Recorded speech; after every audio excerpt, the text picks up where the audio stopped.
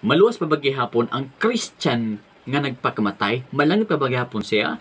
Ang pagpakamatay usa kini ka murder. Pagpatay kini siya sa kaugalingon. Exodus chapter 20 verse 13, ayaw kamo pagpatay. Mapasaylo ba kining suicide? Yes, mapasaylo kini. Ang tanan nga mga sala mapasaylo. Gawas lamang sa pagpasipala batok sa balang espiritu or na hindi mapasaylo, pero ang pagpatay mapasaylo pa na siya.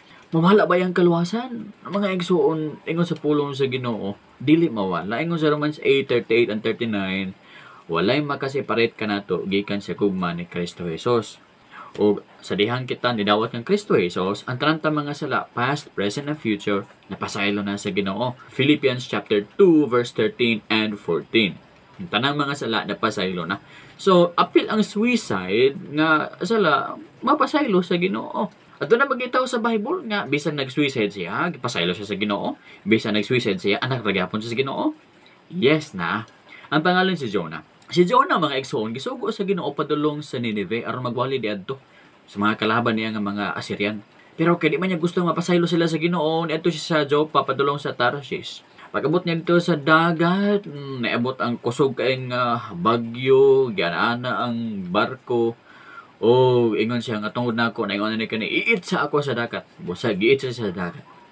Pag itsa siya sa iya sa dagat, gilamo siya sa isda. Now, and so on and so forth mo kanang istorya.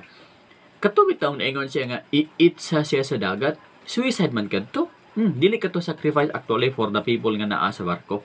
Suicide kadto siya kay nga naman pwede man siya makaampo gud sa Ginoo nga Ginoo pahuno nga ang bagyo. Inikabot na ako sa Tarshish, mabalik ako padulong sa Nineveh kay mutuman sa imong sugo. Pasayloon bisa sa Ginoo kay kabalo biya siya nga ang Ginoo is merciful. Ang Ginoo mapinasayloon.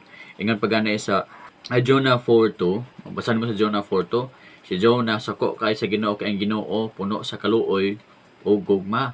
Busa ingon niya sa Jonah 4:3 o 4:9, mas maayo pang mamatay siya tungod sa kadako nga kasuko gayud niya. Nga gipawali siya sa Nineveh, nga ang Nineveh naghinulsol tungod sa ilang mga sala. O gipasaylo sa Ginoo kay malaluyon man ang Ginoo. Now si Jonah aduna siya ay suicidal spirit. Pero abi mo, prophet gyapon siya sa Ginoo. Anak gyapon siya sa Ginoo. Wala na wala iyang kaluwasan. Now posible kayod nga ang tao magpakamatay bisan pag anak siya sa Ginoo. Labi nagmuagi sa iya habitaw ang extreme weakness. Di niya makaya ang problema. Mumurag para sa iya ang solusyon. Mao na lang ang pagpakamatay. Total luwas man langit mangyapon padulong. Ingon po sa Jude 24, dili gid ma-fall ang tao nga anak sa Ginoo. So pwede nga ang tao nga anak na sa Ginoo magpakamatay. Langit yapon siya padulong. Pero naay dako nga pangutana. Kung tinuod gyud ang pagtuo niya sa Ginoo, nga magpakamatay man siya. Di ba ang anak sa Ginoo nahimong anak sa Ginoo tungod sa pagtuo? Ug ang anak sa Ginoo na ginay paglaom. Ingon pa sa Acts 24:15 ay paglaom niya sa Ginoo. Unya nay purpose ang anak sa Ginoo.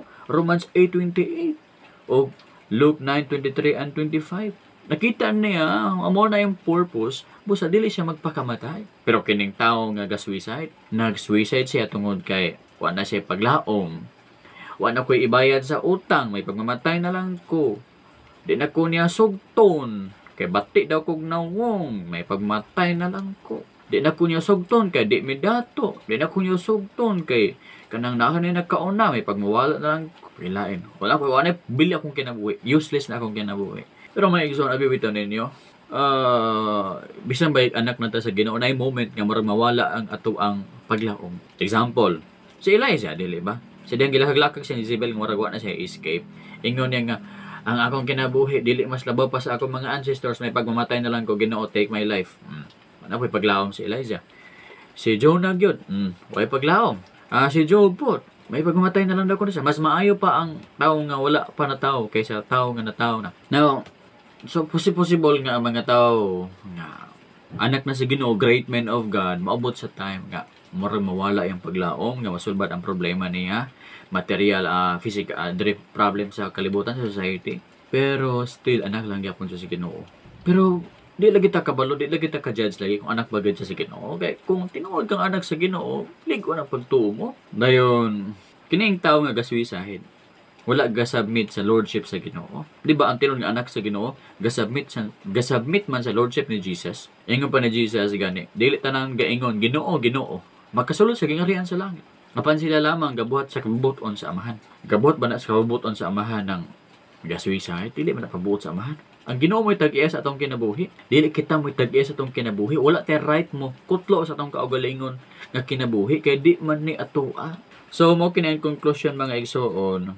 Posible nga ang anak sa Ginoo magpakamatay kung wag siya sa dako kay nga distress, dako kay nga problem, nga labi na siya gamay na siya problema ba mentally, di niya makaya, gasalig siya kay malangit ra ba gihapon, bitaw gihapon o luwas lang gihapon siya. Pero panagsaon na jud kaayo kini, Oni posible pod nga gaingon kang anak ka sa Ginoo pero dili gid ka anak sa Ginoo. Busa wala kay pagtuo nga ingon ana. Now sa akong conclusion mga igsoon mo kini. 2 Corinthians 13:5, i-examine ang imong pagtuo kung naabad jud ka sa pagtuo. Niabot ang problema sa imong kinabuhi, imong asawa nibiya kanimo, di na makaya, ingon ka nga may pagmamatay na lang ko. I-examine mi kung naba ka sa pagtuo. Nagsalig ba jud ka sa Ginoo nga makaya niyang sulbad ang problema sa inyong family. Examine kung nabagid si Kristo sa imong kasing-kasing. Kay basig wala ba magpakamatay ka, of course, impierno jud ka padulong. Sa katapusan, mao kini ako ang conclusion. Only God knows kung luwas pa jud ka o dili. O ikaw pod, nabajud ka sa pagtuo wala. Kung magpakamatay ka, ginaura gyud na kabalo. O ikaw, kung palangit ba ka o dili, mailhaman nimo pa impierno ka. Kay gaduha man ka nga anak ba ka sa Ginoo dili, pero gatuo ka nga anak ka sa Ginoo, sure ka nga malangit ka. Pero ay lagpakamatay mga igsoon. Na may Dios motabang sa atong problema. Kung nakaya niya sulbad ang problema sa mga Israel, sila nalukong sila sa problema. Sa likod na Ehiptohanon, sa tubangan ni dagat, sa kilid na ay mga bukid, nalukong sila sa problema. Pero sa dihang nitawag sila sa Ginoo, Ginoo may tubag kanila o gipatabok sila sa dagat. Nahimong mala ang dagat. So kung makaya na sa Dios sa unang panahon, nga mga gahom, makaya po na niya sa pagbuhat kinato karon nga panahon. Sa ligi lang gid ang Ginoo, ha? By the way, naay mga tao nga gatuo gihapon nga ang tao malangit, mga malamon nga mga tao nga bisa gaswisid sila malangit gyapon sila basta kay tinuod nga anak sila sa Ginoo. Example niya na John MacArthur, GTY Ministry, Crosswalk.com o Bible.org.